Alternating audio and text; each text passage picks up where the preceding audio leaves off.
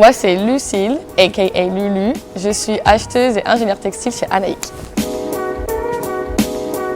Étonnamment, petite, je rêvais de devenir plutôt quelque chose de sportif, pompier, sauveteur en mer, en montagne. Pas du tout petite girl, quoi.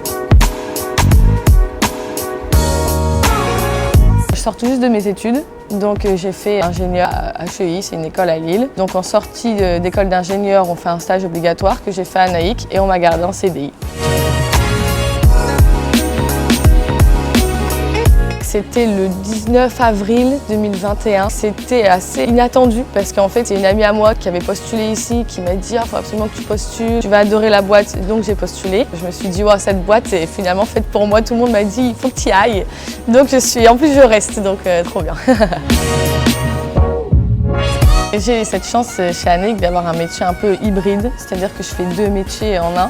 Donc d'un côté, comme je disais, je suis acheteuse, je fais de l'achat à façon, c'est-à-dire que pour un produit fini, je vais acheter tous les composants, le tissu, le zip, les boutons, enfin les accessoires et la confection dans nos ateliers pour avoir le produit fini. Donc je fais un peu toute la supply chain, ce qui est vachement intéressant. Et en parallèle, comme je fais des études d'ingénierie, je suis du coup ingénieur textile et donc je fais du sourcing matière sur des matières plutôt innovantes.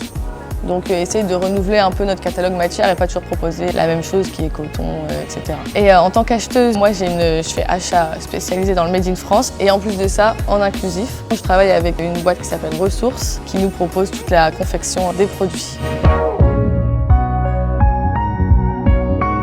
C'est que les journées ne se ressemblent pas tellement, étant donné que je fais beaucoup de choses.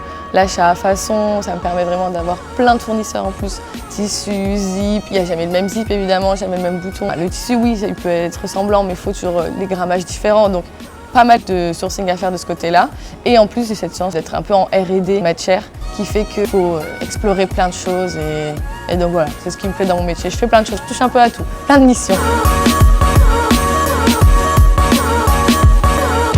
Je pense que déjà, il faut être organisé, parce que étant donné qu'on touche un peu à plein de trucs, il faut savoir ce qu'on a fait, ce qu'on n'a pas fait, pas encore fait, etc.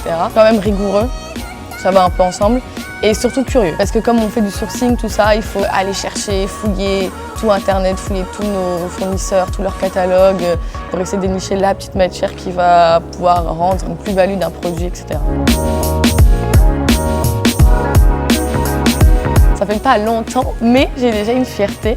C'est que je suis arrivée donc en stage l'année dernière. C'était le tout début de l'inclusif. Et en fait, depuis maintenant que je suis arrivée, on a collaboré avec nos commerciaux ici. On a déjà eu une grosse commande de bavard de 40 000 pièces. Je suis un peu fière de celle-là parce que c'est un peu le début, la première qui met en route les machines, comme on dit. J'ai plein de passions, j'aime bien découvrir plein de choses, très dans l'aventure, voir l'extérieur, visiter des choses, prendre un peu mon sac à dos et faire le tour de la ville, quoi, des villes et des campagnes.